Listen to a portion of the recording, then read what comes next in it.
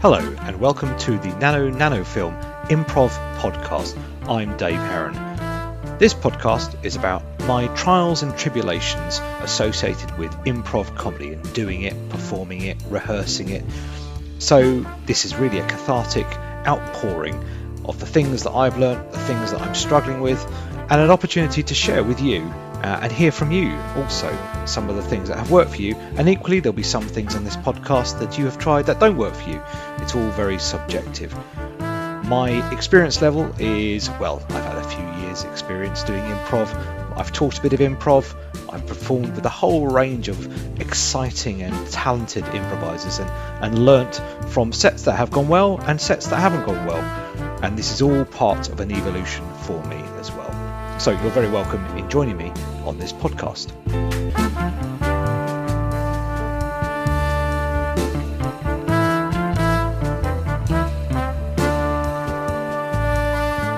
So for this week, I wanted to focus on what it's like to facilitate improv classes, the things that have worked well for me and the things that I have found challenging, and how that's different to actually performing improv itself.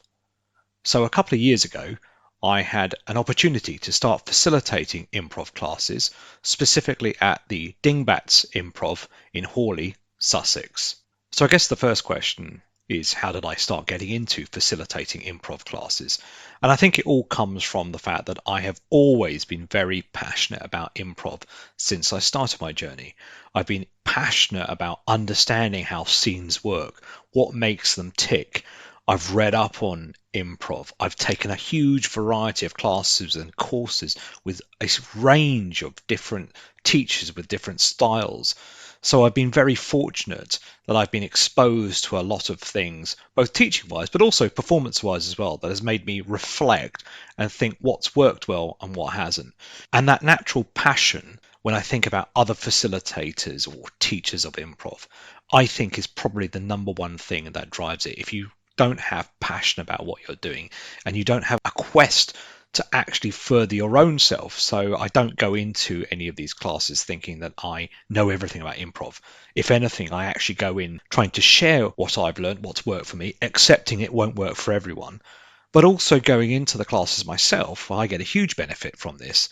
I go in and learn from people on things that I hadn't really thought about before, or had been aware of them but hadn't seen them applied in practice. So it's actually a two-way street. I actually benefit from it as well, learning new insights and ways of doing things that possibly I hadn't given due consideration to previously.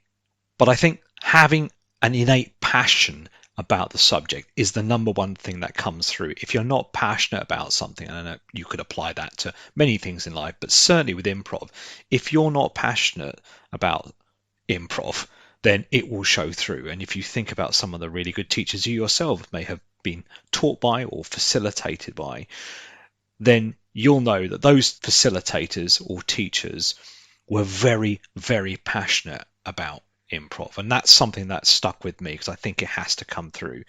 And that in itself then brings with it a level of positivity. Teaching, facilitating, running courses or workshops has for me allowed me to refocus my mindset from being something which can be quite negatively driven, which I think could apply to a lot of workplaces, to actually having a real focus on positivity. What things went well? Why did they go well? Memorable moments in scenes and things that people did very well in scenes. I think the whole ethos of improv has focused my mind on being positive, and I think that's another thing I've tried to bring to classes, courses, workshops, anything that I've tried to facilitate, a real level of positivity, as well as focusing on the detail of things that went well. So it's enhanced my attention to detail more than I thought it ever would, because facilitating the classes and trying to focus on positivity has meant that I want to draw out specific detail where scenes, connections between improvisers, or where object work or wherever went really well. The facilitation has allowed me to draw out those specific areas of detail. So it's enhanced my attention to detail as well. It's really helped me massively with my social awareness around boundaries. Now, those boundaries are either physical boundaries, so it can be touching, or it can be kind of topics. For example, not talking about certain types of political results, for example, which can come up quite regularly actually, or violence, or talking about death, for example. So it's made me more aware that other people's boundaries are not the same as mine, and that's absolutely fine. And finding a common ground to work within to produce some wonderful scenes and connections between characters. Without facilitating improv classes, I would not have increased my social awareness. I would have carried on in the workplace environment or at home, believing that my way was the only way. But of course, as we know with improv, there's a huge variety and range of boundaries that are acceptable to talk about and acceptable to physically do as well. So that's been massively beneficial for me and something that I have learned a huge amount from by doing improv and facilitating it. The attention to detail bit has allowed me to know when to step into a scene if things might get a bit uncomfortable boundary wise, and when just to let it run its course as well. That's something I'm very acutely aware of being a facilitator, is that other people in the class will also be acutely aware of when things have stepped over a boundary and when they've not. And they expect a facilitator to step in and either halt a scene, which thankfully I've not necessarily needed to do, or advise improvisers afterwards when it was getting close to the line of acceptable scene work. For example, when something got too violent or when something got slightly too sexual in nature. But knowing when to step in without it being awkward is something that I'm acutely aware of when I'm facilitating a class. The other thing that a lot of people perhaps don't always see is the huge amount of preparation work that I tend to do before running or facilitating a workshop. Now, over time, a bit like a teacher at school, you're able to reuse some material that you may have run for another class. But a lot of the time, I'm introducing new topics or areas that we might want to focus on in our improv classes, and therefore the preparation time required to understand what topics am I trying to explain, what nuances am I trying to bring out, how should the warm-up exercises work. Everything I try and do in a class is built up to support the objective of that session. So I don't tend to do random warm-up exercises. All the warm-up exercises are all with the focus of delivering the objective of the session. So it's really built from the foundation upwards. But over time, thankfully, I've managed to get more comfortable and spending less time doing it. Whereas when I first started facilitating, there was definitely almost a scripted way of doing things. And now I feel more comfortable that I don't necessarily need to do that. But I think it's really important that I don't waste people's time when they come to the workshop or the class. I want everyone of all ability to feel like they are getting something. So if you're running a class where you've kind of got a mix of experienced improvisers, but also new improvisers too, there should be something for everyone. And I'm always keen to make sure that the class has that basic level, foundation level, but also a more advanced level. That can mean that the experienced improvisers will get something from the workshop too. And I think back to a course I ran about a year and a half ago where there were a large number of attendees, which of course is a separate topic of discussion about how big should a class be to give everyone adequate time to perform and watch.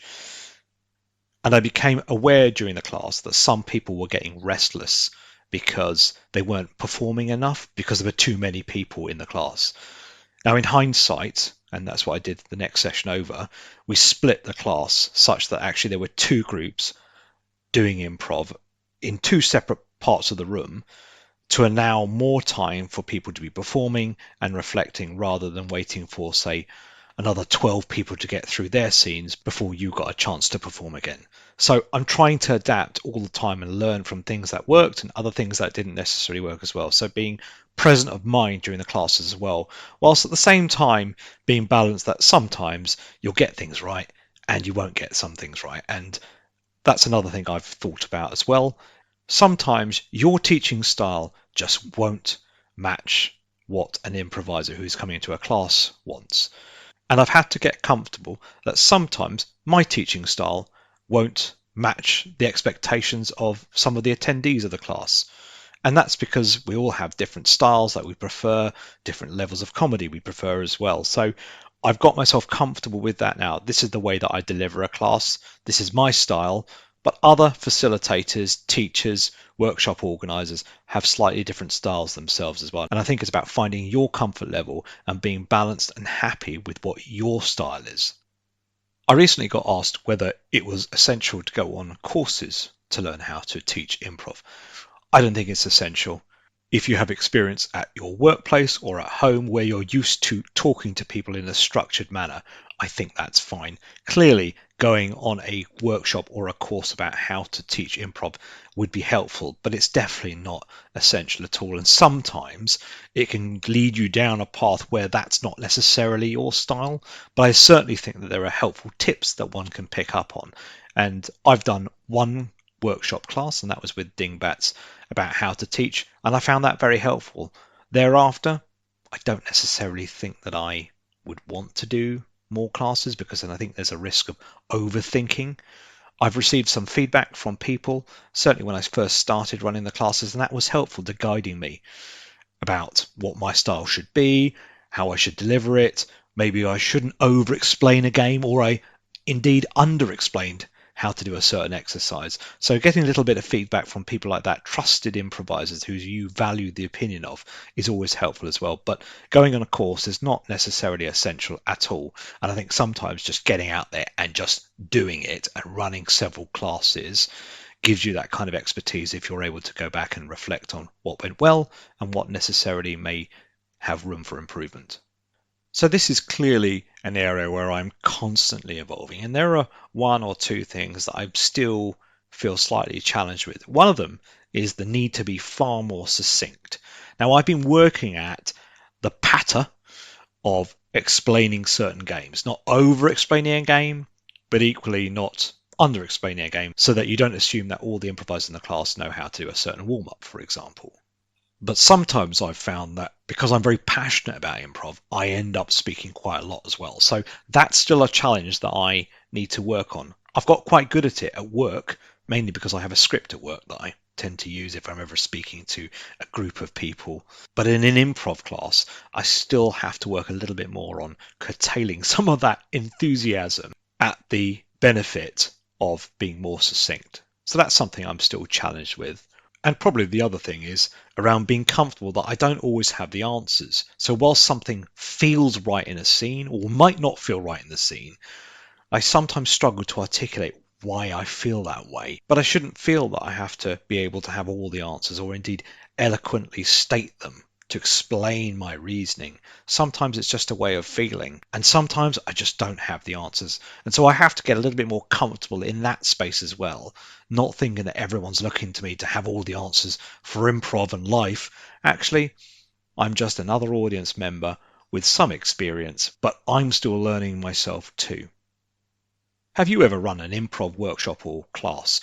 What's worked for you? What things do you still find quite challenging, given the fact that it is quite different from performing improv?